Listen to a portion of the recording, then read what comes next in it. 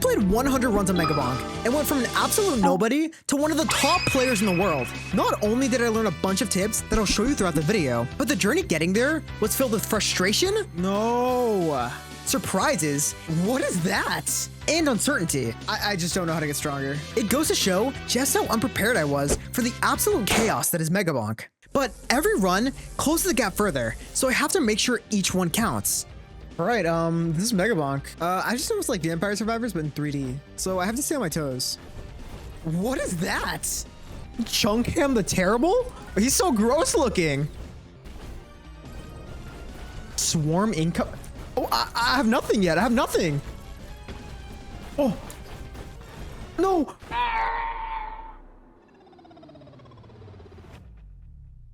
What even happened? Yeah, it seems a little chaotic. Let me catch you up to speed. In Megabonk, you run around killing enemies that all drop XP. Leveling up gives you 3 options to pick between weapons and tomes. Weapons are obvious, but tomes are way more important. They're stat upgrades that basically boost everything. So it's actually better to focus on tomes rather than your weapons. But you only have 10 minutes to do that, because when the time runs out, the game does everything in its power to kill you. That makes every single second absolutely crucial. But there is one thing I'm leaving out that truly brings this game to the next level, and is actually the core reason why it's so popular. What? There's a leaderboard? Yep, there is a global leaderboard of over 1 million players. So for me to be one of the best in the world, I have to be better than basically every single one of them. But the most amount of kills is 900,000. And I barely just got 200. So we're in for a pretty long ride. Well, okay, what do I need to do? Okay, find the boss portal. It's like Risk of Rain. But where is that? Dude, where is the boss portal? Hello? Am I blind? Okay, where is it? Where is it? Okay, I finally found the boss portal. I should summon it now. Oh, there's 2? Final Swarm?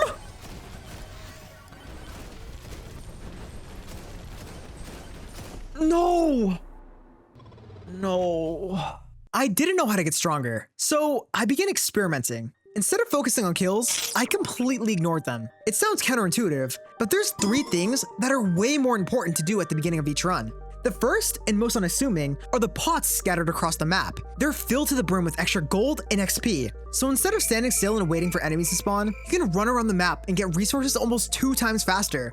This opens the door for number 2, chests. You saw this earlier. Chests give you a random item depending on your luck stat. It can be from common to legendary. But how do you increase your luck stat? Well, you do it with the final option, shrines. Shrines are the riskiest of the 3. It's not as simple as just pressing a button. Instead, you have to stay close and charge it up. But with the risk comes reward. You can increase any stat with the shrines with no need for money or XP to get the ball rolling. There's a lot to do around the map, but those are the most important to getting a successful run. So I became pretty consistent, getting upwards of 1,000 kills before reaching the final boss. I did die a few more times, but eventually I got over the final hurdle.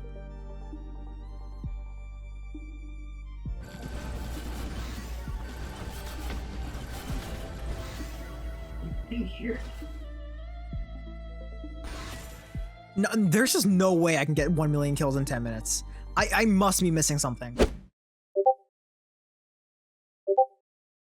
Huh? So turns out there are 2 more levels that I have to complete before I can even get the chance of reaching the top of the leaderboard. Instead of having just 1 stage to get all those kills, I'll actually have 3. So that makes a lot more sense. But also, that means I have to beat those stages first. But it can't be too hard, right?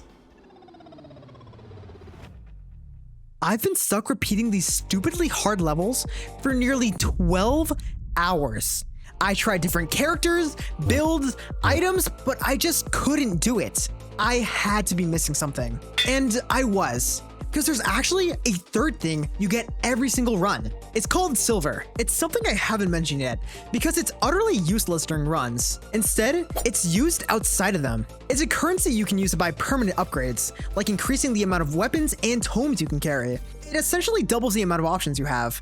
Getting these upgrades felt like going from dual wielding to quad wielding. So slowly but surely, I managed to get to tier 3 with a pretty strong build and prepared myself to summon the final boss.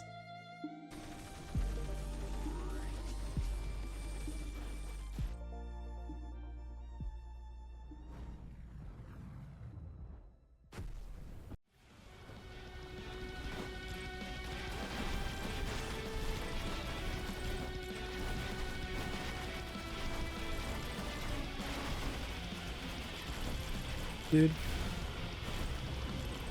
Okay. I definitely have to kill these things. 9 million? Oh, I have to charge them up. Uh-oh.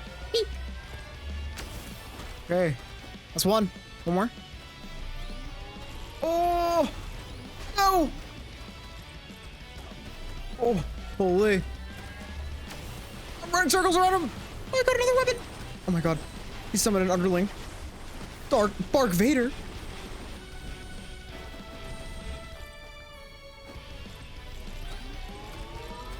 Okay, wait. Just one more, just one more.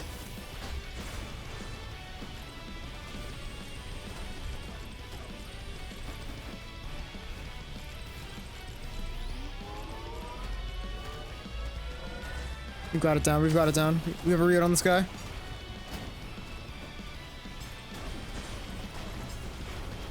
No way. Oh, I got too close. No. Let's go. Now what? Oh, that's cool.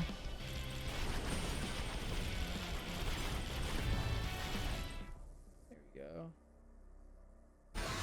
I just don't know. I'm still so far behind. What do other people do? How to get good at Megabonk.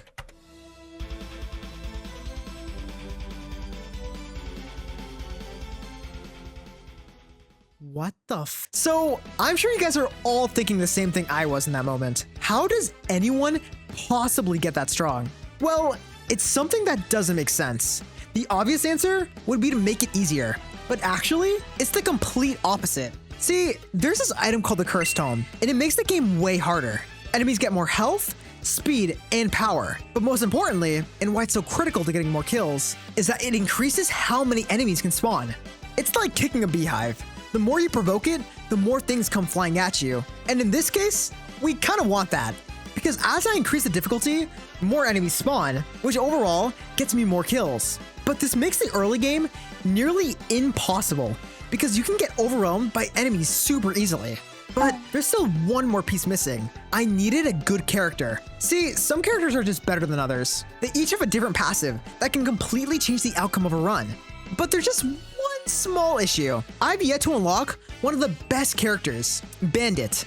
His passive makes him gain more attack speed with every level he gets, making him go from a grandpa to an absolute machine. But in order to unlock him, you need to kill 15,000 enemies only using a sword. But keep in mind, the most kills I've gotten so far was 16,000, and that was with 4 different weapons. It completely derailed my plan and caused my run count to nosedive. But finally, after locking in and listening to like 3 podcasts, I completed the challenge and unlocked Bandits. I was going for a machine gun build, killing everything around me before they even had a chance to react. But the first few runs started a bit rough. I really struggled because of how fast the difficulty increased. I was way too weak. I either got too greedy or positioned badly for half a second, spelling my demise. Eventually, I did find a good balance. I needed to make it count. So actually, the best thing to do is wait to open all the chests until you have a pretty good luck stat, because then you'll be able to get a lot better items just way quicker early on in the round. Alright, this might be the run. I'm not as strong, but I'm going to do something what I call the rage rate strat, where after I kill the boss, I stand right next to the teleporter, and the second one ghost hits me, I bounce. Lets me farm a lot of kills without risking dying. Initiate the rage bait strat. They're getting too close. Uh-oh. Uh-oh, indeed. Okay, there we go. That was too close. Okay, it's your 2.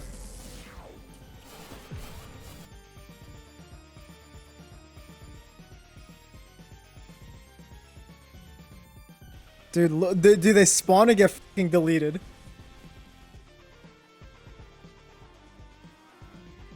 I'm dead? I got one shot?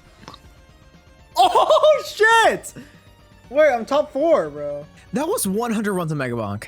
I finished top 5% in the world, and if I could describe everything in one single word, it'd be addicted.